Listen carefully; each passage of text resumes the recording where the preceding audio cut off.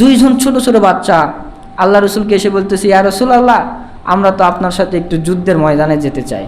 তা আল্লাহ রসুল বলতেছে, হ্যাঁ, তোমরা এতটুকু বাচ্চা, তোমরা তরবারি আলোক করতে পারবা না, তোমরা আমার সামনে কি যুদ্ধ করবা আমার সাথে? ইয়া রাসূলুল্লাহ, আপনি দয়া করে আমাদেরকে একটু যুদ্ধের মধ্যে নেন। বল, না বাবা, তোমরা যুদ্ধের মধ্যে যাইতে পারবা না, শর্টকাটে বলতেছি, তোমরা যুদ্ধের মধ্যে যাইতে পারবা না, তোমরা বাড়িতে ফিরে যাও। এই দুজন বাড়িতে চলে গেছে। বাড়িতে যায় আম্মারে বলতেছে, আম্মা, আল্লাহ রসুল তো আজকে যুদ্ধের ময়দানে যাবে।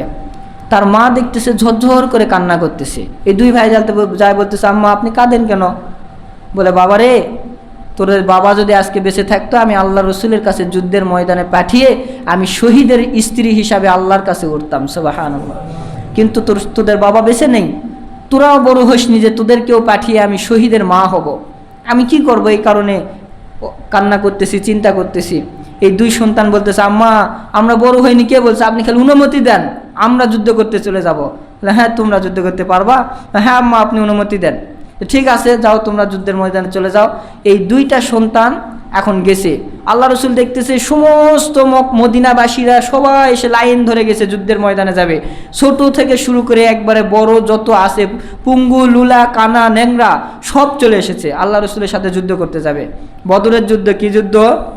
বদরের যুদ্ধ। আল্লাহ রসুল সাল্লাল্লাহু আলাইহি ওয়াসাল্লাম বলতেছে, এইভাবে তো ঢালাওভাবে কখনো নেওয়া যাবে না। সবাই লাইন ধরো। সমস্ত মানুষেরা লাইনের ভিতরে দাঁড়ায় গেছে। লাইনের ভিতরে দাঁড়াইয়া আল্লাহ নবী বলতেছে, একজন একজন করে বাছাই করো, তাদের মাপটা দেখো, শরীরের গঠন দেখো, শক্তি দেখো, এরপরে যুদ্ধের ময়দানে আমরা নিব। আল্লাহ রসুল দেখতেছে, এখন দুই ভাই চিন্তা করতেছে, হায় হায়, আমরা তো পেছট পড়ে গেলাম।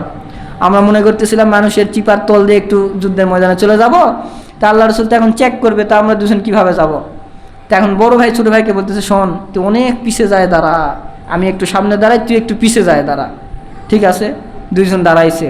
বাছাই করতে করতে বড় ভাই আগে। কি ব্যাপার, তুমি কেন? হুজুর, আমি আপনার সাথে না যুদ্ধে যাব। না না, তুমি যুদ্ধ করতে পারবা না তো, তুমি কিভাবে যুদ্ধ করবা? না হুজুর, আমি আপনার সাথে যুদ্ধে যাব, আপনি আমার দয়া করে একটু নেন। না, তোমাকে তো নেওয়া যাবে না, তোমার শরীরে শক্তি নাই, ক্ষমতা নাই। হুজুর, আমার খুব ইচ্ছা আপনার সাথে যাব। ঠিক আছে, তোমাকে একটু নেওয়া যায়, ঠিক আছে তুমি যাও। আবার আস্তে আস্তে ছোট ভাই, এই তুমিও চলে এসেছো, ইয়া রাসূলুল্লাহ আমাকে একটু নেন। না, তোমাকে নেওয়া যাবে না, তুমি বেশি ছোট, তোমার শক্তি কম, তোমার বড় ভাইয়ের একটু শক্তি আছে দেখে নিলাম, তোমাকে নেওয়া যাবে না। ছোট ভাই করছে, হুজুর বড় ভাইয়ের সাথে আমাকে মারামারি লাগাই দেন, মারামারি লাগাই দেন, যদি আমি জিততে পারি তাহলে আপনি আমারে নেবেন। হুজুর বলতেছে, ঠিক আছে নাও, মারামারি লাগাও।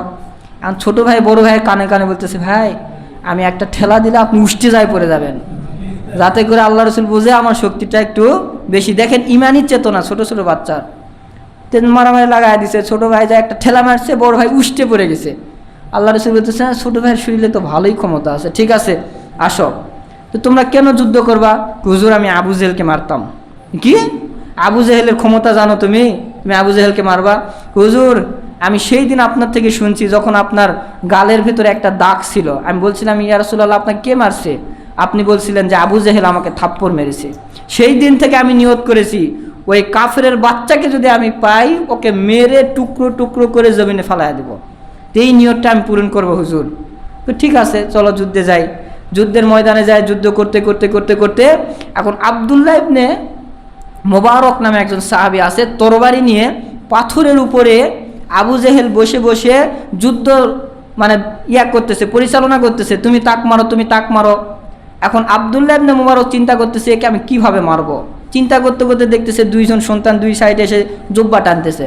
বাবা কি হয়েছে? বলে, চাচা আবু জেহেল লোকটাকে, ও আবু জেহেলকে তোমরা কি করবা? ও একটু মারতাম। ও তোমরা আবু জেহেলকে মারবা? ওই যে দেখো পাহাড়ের উপর দাঁড়ায় আছে, ওইটা আবু জেহেল।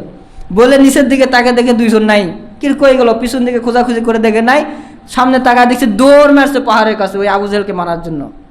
পাহাড়ে উঠে উঠে উঠে উঠে পাহাড়ে মাথায় চড়ছে। চড়ে এখন চিন্তা করতেছে, ভাই যে লম্বা, এর গলায় মারবো কিভাবে? তো গলায় ছুরি না মারলে তো মারা যাবে না, কিভাবে মারা যায়? তখন বড় ভাই বলতেছে যে, বুঝিস না, পায়ে ঘোড়ার পায়ে মার, ঘোড়ার পায়ে। তাহলে ঘোড়ার পায়ে মারলে ঘোড়া পড়ে যাবে, আবু জেহেলে পড়ে যাবে, সাথে সাথে আমরা মেরে দেবো। ঠিক আছে। এক ভাই ঘোড়ার পায়ে এমন একটা কোপ মারছে, ঘোড়ার পা পুরাটা কেটে গিয়েছে।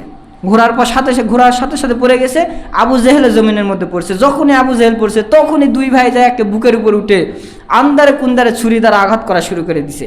ছোট বাচ্চার ছুরি দ্বারা এত বড় বিশাল দেহ কখনো মারা যাইতে পারে? আব্দুল্লাহ ইবনে মুবারক এই দৃশ্য দেখে হাই হাই, দুই বাচ্চা মনে হয় শেষ। আব্দুল্লাহ ইবনে মুবারক দৌড়ে যায় এক চুপে, তখন আবু জেহেলের কাল্লাটা আলাদা করে দিয়েছে। দেখছেন নবীর মহব্বত, নবীর ভালোবাসা এই দুই ছোট্ট বাচ্চার উপরে কীরকম। আর আপনার আমার মহব্বত, ভালোবাসা, ইমানি চেতনা কীরকম। আমরা জীবনে ওই রকম যুদ্ধে যাইতাম, জীবনের ভয়ে যাইতাম না।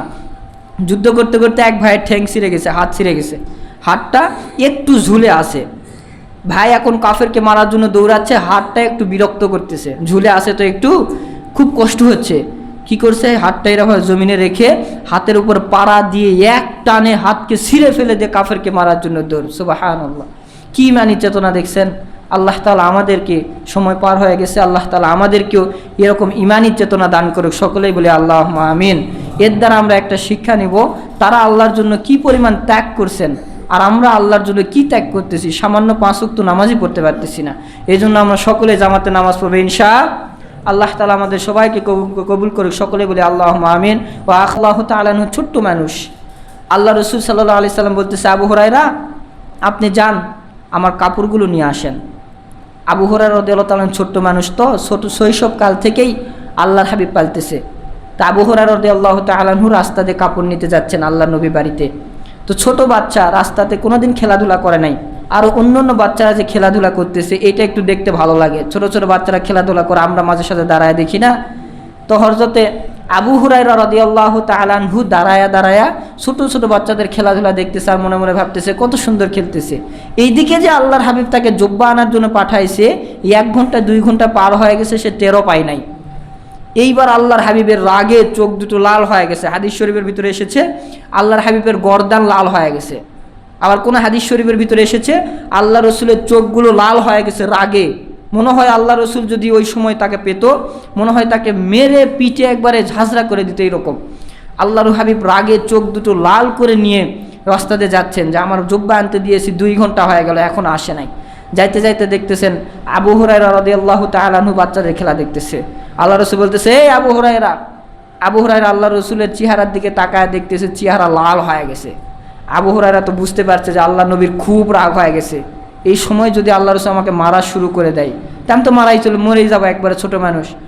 আল্লাহর এবার আবু হুরায়রা এগুলো চিন্তা করতে করতে চোখ দিয়ে ঝরঝরকে পানি ফেলাচ্ছে। এখনও কিন্তু মারাই নাই। আল্লাহ রসুলের চেহারা দেখেই আবু হুরায়রা ভয়েই কান্না শুরু করে দিছে।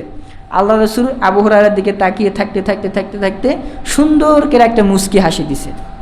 আবু হুরায়রা হাদিস শরীফের, বুখারী শরীফের হাদিসে বলে, ওই আল্লাহ রসুলের মুস্কি হাসি আমি যতদিন জীবিত ছিলাম আমাকে এত শিক্ষা দিয়েছে যে আমি কোনোদিন ওই ভুল কাজটা আমার দ্বারা আর কোনোদিন হয় নাই। সুবহানাল্লাহ, আমার দ্বারা কোনোদিন এই ভুল কাজ আর হয় নাই। এই যে মুস্কি হাসি দ্বারাও মানুষকে শিক্ষা দেওয়া যায় কি যায় না, এটা আল্লাহর নবীর আদর্শ আখলাক। আর আমরা স্ত্রীকে মারধর করে শিখাই, সন্তানকে মারধর করে শিখাই। সন্তানকে বিড়ি আনার জন্য পাঠাইছে, যাও দোকান থেকে বিড়ি নিয়ে আসো। সন্তান বিড়ি আনতে দেরি করছে, মার শুরু। যা রাস্তায় খেলাধুলা করতেছিস, আমি তোকে 5 টাকা দিয়েছিলাম বিড়ি আনতে। দেখছেন কীরকম মানুষ। বাস্তব কথা বলতেছি, আমি নিজের চোখে দেখে বলতেছি আপনাদেরকে। সন্তানকে মারধর করতেছে কিসের জন্য? বিড়ির জন্য। বিড়ি আনতে দিছে, 5 মিনিট লেট হয়েছে আনতে, এই জন্য সন্তানকে মার। আহা, রসুলের আদর্শ আখলাক চরিত্র এখন আমাদের অন্তরের ভিতরে ঢোকে রে। কলিজা পর্যন্ত সাহাবায়ে কেরাম কেটে দিয়েছেন আল্লাহ রসুলের জন্য। আল্লাহ রসুল সাল্লাল্লাহু আলাইহি ওয়াসাল্লামকে, আল্লাহ রসুল সাল্লাল্লাহু আলাইহি ওয়াসাল্লাম যুদ্ধের ময়দানে যাচ্ছেন, ছোট্ট 2টা বাচ্চা। কোরআনের তাফসির তো হচ্ছেই না, যাই হোক কোরআনের তাফসির করব কিভাবে? এই কোরআনের আয়াত দ্বারাই কিন্তু এই ঘটনাগুলো আসতেছে যে আমাদের চরিত্র আখলাক কেমন হওয়া দরকার।